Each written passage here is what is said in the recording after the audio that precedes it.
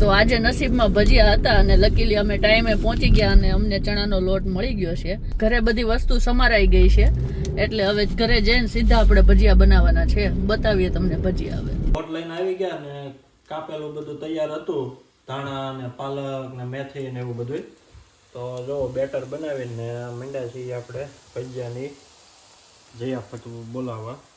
હજી પ્રોગ્રામ ચાલુ છે.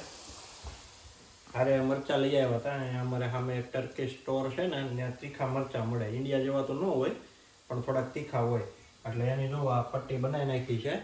હજી આ એકવાર તળી છે ને બીજી વાર છે ને ક્રિસ્પી કરવાની છે જ્યારે ભજીયા બની જાય ને ત્યારે. અને પછી જો ચટણી બની ગઈ છે. એટલે ત્રણેક ગાણવા જેવા બનશે ને અમે 2 જણા છીએ એટલે થઈ રહે. જોવા એક ગાણવો બની ગયો છે, બતાવું તમને. જોવા કેવા લાગે છે તમને ભજીયા જરાક કહેજો. હા, આપણે જર્મનીમાં ભજીયા બનાવીએ છીએ. જ્યારે ઇન્ડિયાથી આપણે આવ્યા ને અહીંયા 6-7 વર્ષ પહેલાં ત્યારે આવું કંઈ આવડતું નહોતું. પણ પછી કહેવાય ને કે આપણે એકલા હોય ને માથે આવે ત્યારે બધું આવડવા માંડે એમ. એટલે રોજ તો પછી આપણે એકનું એક બનાવીને ખાઈએ તો ભાવે નહીં. એટલે આ બધું ભેગા રહેતા ગયા ને શીખતા ગયા ને બનાવતા ગયા. તો જો અત્યારે લગભગ છે ને બધી જ વસ્તુ બનાવતા આવડી ગઈ છે. એટલે ભણવાની હારે હારે કામ કરવાની હારે હારે કુકિંગ આપણે શીખી ગયા છીએ. એટલે કદાચ હજી એકલું રહેવાનું શું હોય, કંઈક વાર તહેવાર પ્રસંગે આપણે આમ તેમ બીજા આડા આવડે ગયા હોય નોકરી હોય ધંધા બાબતે તો વાંધો ન આવે એમ. કિચન હોય ને જરૂરી વસ્તુ આપણને બધી મળી જાય તો ભૂખા ન રહેવી આપણે એમ. ઇન શોર્ટ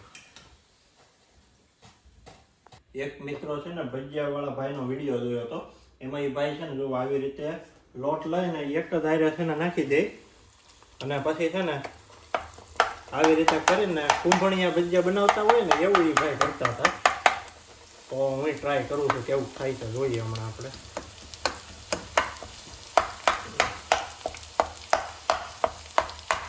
છૂટા તો પડ્યા આવો.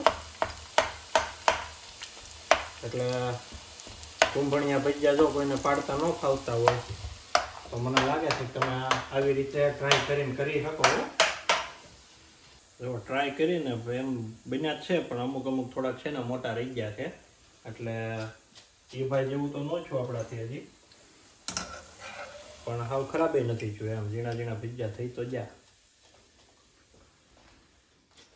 મને તો ભાઈ ભાવ્યા, પણ તમે જોવામાં કેવા લાગ્યા ને એ કહેજો. કેમ કે હું તમને ટેસ્ટ કરવા માટે તો અહીંથી 8000 કિલોમીટર આગળ નહીં મોકલાવી શકું. અમારી ફેવરિટ જો મરચાંની પટ્ટી તૈયાર છે. હારે ઓનિયન છે. કોલ્ડ ડ્રિંકને થાય ફ્રીજમાં પડ્યું થાય. તો જેવું જ વાતાવરણ ઠંડુ થાય ને એટલે આપણે ગુજરાતી ભાઈઓને છે ને ભાઈ ભજીયાની તલપ લાગે. એટલે દેશમાં આપણે હોય ગામડે હોય તો ફામે જઈને ગમે ત્યાં પ્રોગ્રામ કરીએ વાડિયા જઈને. અહીંયા હવે છૂટા છવાયા બધા રહેતા હોય એટલે દોસ્તાર ભાઈબંધુ મિત્રોને બહુ ઓછું મળવાનું થાય. પણ આજે કીધું ઠંડુ થઈ ગયું છે ને ભજીયા ખાવાની ઈચ્છા હતી તો જો ભજીયા બનાવી નાખ્યા. વિડીયો તમને કેવો લાગ્યો જરાક કમેન્ટ કરીને કહેજો.